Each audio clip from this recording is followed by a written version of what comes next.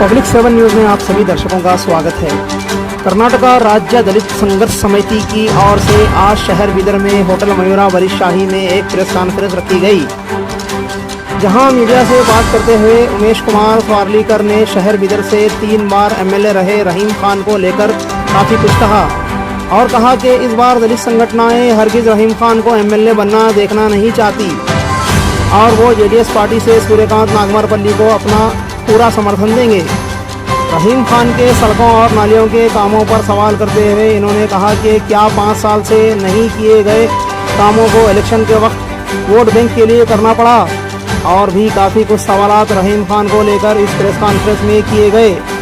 विष्णुवर्धन वालदोड्डी ने भी मीडिया से बात की और इन्होंने बताया कि इन्हें फेक कॉल आ रहे हैं और कहा जा रहा है कि रहीम खान के बारे में कोई भी प्रेस कॉन्फ्रेंस ना ले और इन्हें डराया भी जा रहा है। विष्णुवर्धन वालदोड्डी और उमेश कुमार स्वारलीकर ने क्या कुछ इस प्रेस कॉन्फ्रेंस में कहा, सुनिए इन्हीं की जुबानी। आज इस पत्रिका गोष्ठी बुलाने के उद्देश्य माजी शासक रहीम खान जी मगर जी नहीं लगा सकते, मगर भी क्या करें, हमारा दुर्दैव है 3 बार एमएलए जीतने के बाद उनके जैसा हम अनरेस्पेक्टिव वाले नहीं है, हम रेस्पेक्टिव वाले हैं, बल्कि मैं जी लगा रहा हूँ। ये 3 बार जो एमएलए होके जो काम करे हैं, पूरे दलितों के खिलाफ काम करे हैं, ये मैं ओपनली चैलेंज से बोलता हूँ। क्यों बोले तो हमारे दलितों के साथ जो घटना घटा है, मैं ये घटना दोहराना चाहता हूँ। लैंड ग्रांट कमेटी के चेयरमैन SC/ST कॉरपोरेशन में हमारे लोगों को 2 एकड़ जमीन देने का सरकार ने संविधान प्रोविजन में लिखे सो था। मैंने शासक जी को ये पूछा 2 एकड़ जमीन किस किस दलितों को दिए, वो लिस्ट दो। बोले तो अभी तक दिए नहीं, वो अलॉटमेंट हुआ नहीं, किसी को दिया नहीं। और दूसरी एक बात, SCP TSP जो काम चलता है वो गवर्नमेंट रूल है, SCP एंड TSP बोले तो SC एंड ST एरिया में ही चलना है बोल के, वो जाकर जनरल वार्ड में चलता है। तो मतलब उन लोग ज्यादा परसेंटेज देने वाले रहते, हमारे वर्क नहीं है तो भी इन लोगों को कुछ भी बोले तो समझ सकते, इनको समझ जा नहीं सकते। तो ये बजट लेके जाके जनरल बजट में डाल देते हैं। तो ये ऐसे बहुत बड़े बड़े कारनामा उनका हमारे शासक जी का है। और एक बड़ा मुद्दा हमारे दलितों के साथ इतना बुरा घटना घटा है, 2400 घर आए थे हमारे बीदर तालुका को, उसमें 1200 घर हो गए, बाकी के घर वापस जा रहे। हम लोग उनको रिक्वेस्ट करें, साहब बाकी के घर वापस जा रहे, आप DC को मनवी करो और इनको हमारे कमिश्नर साहब को तुम बोलिए वो वापस फंड जा रहा। बोले तो वापस जाने के लिए क्या जरूरत है, अभी बहुत गरीब लोग है। बोले तो उन्होंने बोलते नहीं वो किधर नहीं जाते, आने वाले साल को ना दाली देंगे ना बोल के जो आश्वासन देते, ऐसा शासक को हम कैसा समर्थन कर रहे हैं। हम 3 बार उनको कैसा एमएलए जिताए, हमारा दुर्दैव है बोल के हम ओपनली चैलेंज करना चाह रहे थे।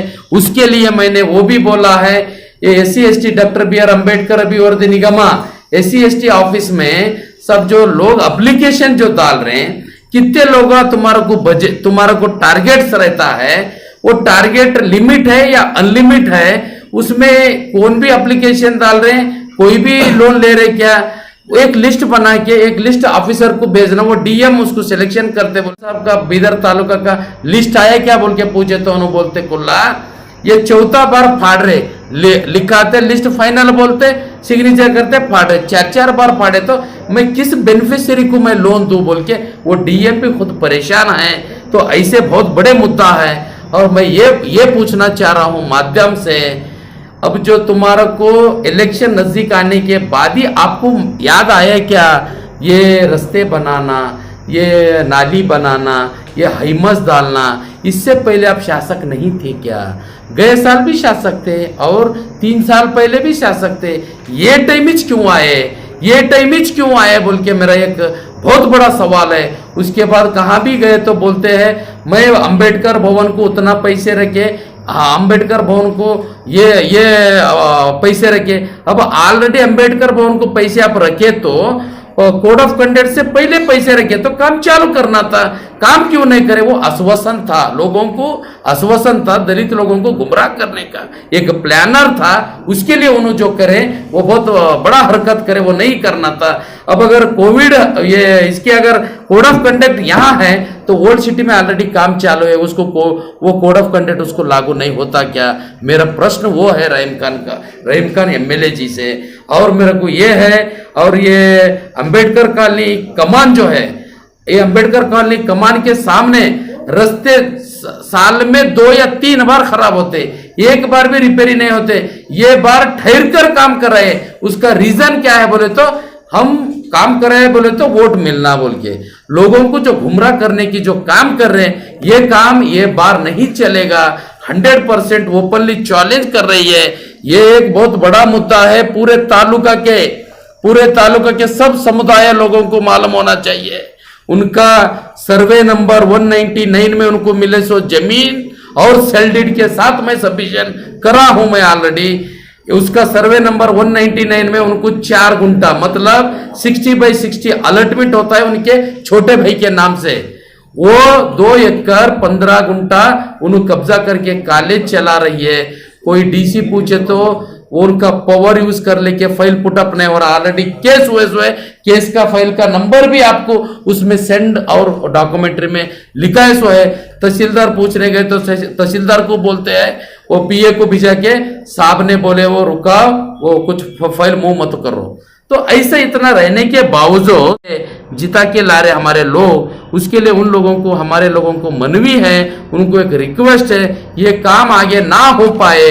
क्यों बोले तो हम ओपनली क्यों सूर्यकांत जी नागरमार पार्टी को जिताना चाह रहे बोले तो जितने एमएलए होके जो काम करे हैं, काम तो नहीं करे हैं मगर बोलते ना काम करे हैं बोलकर, मैं तो चैलेंजली बोलता हूं उन्होंने बगैर एमएलए नहीं रहते हुए भी उतना काम करे, मैं ये राज रोष से बोल सकता हूं। सूर्यकांत नागरमार पार्टी ऐसे इंसान है, उन्होंने थोड़ा ज्यादा बोलता है, बोलने का उनका वही वो ढंग है, वो स्टाइल रहता है, बोलता है, काम तो 100% करता है। ये पूरे तालुका लोगों को मालूम है। उसके लिए सूट कैंडिडेट है, best suitable candidate is Suryakant Nagarmar party को इस समय पर उनको जिताकर, बहुमत से जिताकर लाना बोलकर मेरा और हमारा कमेटी के जितने दलित संगठन मुखंड लोगों का एक रिक्वेस्ट एंड माध्यम से मेरा एक गुजारिश है। अभी दलित संगठन में थोड़े लोग रहीम खान की तारीफ वाह भी करना, जो रहीम खान के साथ रह के काम कर लिए हैं, कौन कौन रहीम खान के साथ फॉलोवर कार्यकर्ता है, वो लोग कॉमनली उनके ही तारीफ करेंगे। हम किसी का खाते नहीं न किसी का गाते नहीं, हम समुदाय के लिए इधर प्रेस मीट कर रहे हैं। हम थोड़े ही रहीम खान ये प्रेस मीट करने के बाद रहीम खान हमारे को अप्रोच होता है, ये मेरा भ्रम नहीं है। मेरा भ्रम ये है हमारे लोगों का हित होना है। ऑलरेडी हमारे लोग बहुत नीचे वाले रहते, उनको थोड़ा वोट डाल के जिताने के बाद ऊपर उठाते क्या बोल के भरोसा से काम करते, मगर इन वो काम नहीं कर रहे। इन जितना नीचे है ना उसके अंदर इन पावर रखकर दबा रहे हमारे लोगों को। और पूरे जितने भी खेड़े गांव में आप लोग मीडिया लोग जाइए, सर्वे करिए, सब लोग बोलते नहीं रहीम खान को नहीं डालते। ये बात क्यों नहीं डालते? उन्हें क्या काम करे बोल के मेरे को एक काम बताइए। बोल नहीं अंबेडकर भवन करे ना, कुछ नहीं करे, बोल के गए 2 साल बोल के गए। 14 अप्रैल है आते, 14 अप्रैल में क्या करते? भाषण देते। कभी बाबा साहब जी का जन्मदिन रहे तो उन्होंने बोलते आज डेथ दिन है। कभी भी भाषण क्या भी करते उन्होंने, वो भाषण का वैल्यू नहीं है उनका। हमारा पास तो हमारे समुदाय लोगों के पास उनका कुछ भी वैल्यू नहीं है बोलकर मैं इतना बोलता हूँ। प्रश्न पूछे है थोड़ा संगठने वाले उधर है तो आप इधर है बोले तो मैं वो संगठने वालों के टिप्पणा नहीं कर सकता हूँ। जिनके फॉलोवर्स जिनके काम कर लेते उनके गाते होंगे। हम किसी का गाने वाले नहीं है, हम काम करके दिखाने वाले हैं। आपको हम क्या बोले तो सपोर्ट करके जिताएंगे। तो जिताने की वजह यही है कि वो देखिए वो शख्स के हाथ में कुछ पावर नहीं है, फिर भी उन्होंने हर कम्युनिटी को साथ में लेते हुए और लॉकडाउन जैसे समय पे हर समुदाय को, हर गांव को डोर टू डोर उनके किट भेजा को जो ये श्लाघनीय के काम करे हैं वो लोग आज याद रख के हर कम्युनिटी के लोग उनके साथ हैं। जो लास्ट इलेक्शन में ही उन्हें जीतने वाले थे, वो कोमुवादी पार्टी रहने की वजह से मुसलमान भाई हो या दलित भाई उनके तरफ देखे भी नहीं। अब की बार पूरी सहमत से बहुमत कर रहे हैं, तो ज़्यादा से ज़्यादा लीड से अब की बार हम उनको जिताते बोल के हम आश्वासन देते हुए मैं ये 2 बात खत्म करता हूँ। जो है रहीम खान के 6 आदमी दिए बोलो, ऐसा विश्वास आपको? नहीं सर, डायरेक्ट क्या बोले उन्होंने, साहब के खिलाफ बात कर रहे बोले, तो अब विधायक के खिलाफ बात कर रहे बोले तो उसका मतलब क्या हुआ सर? कोई अनजान वो आदमी तो फोन करके वो बात बोल ही नहीं सकता ना। पॉलिटिक्स में उलझाने के लिए भी कर सकेंगे आप? नहीं, मैं वही बोल रहा हूँ ना सर, वो उसके बारे में हम अभी डिस्कस करके उसके बारे में क्या है, कंप्लेंट करना चाहिए क्या, नजरअंदाज करना है, नजरअंदाज करना भी चाहिए क्या नहीं करना चाहिए, उसके बारे में हमारे भाइयों से सब डिस्कस करके आगे के स्टेप करेंगे आप। जी सर। तो क्या बोले धमकी में बोलेंगे आपको? सर यही कि तुम विधायक साहब के बहुत अपोज में बात कर रहे हैं, उनके अपोज में काम कर रहे हैं। देखिए ये प्रजा प्रभुत्व है, प्रजा ही प्रभु है।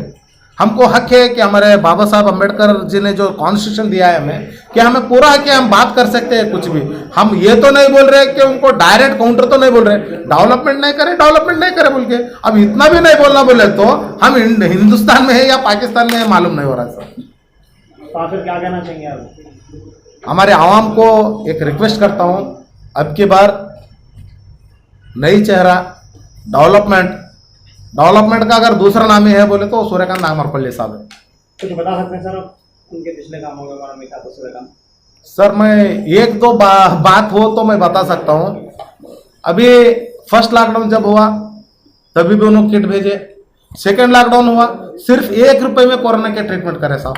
मुझे कोई एंटायर हिंदुस्तान में बताइए कि 1 रुपए में अगर कोई कोरोना का इलाज करे बोले तो मैं आज उनके खिलाफ ही करो बोल के बोलूंगा सर।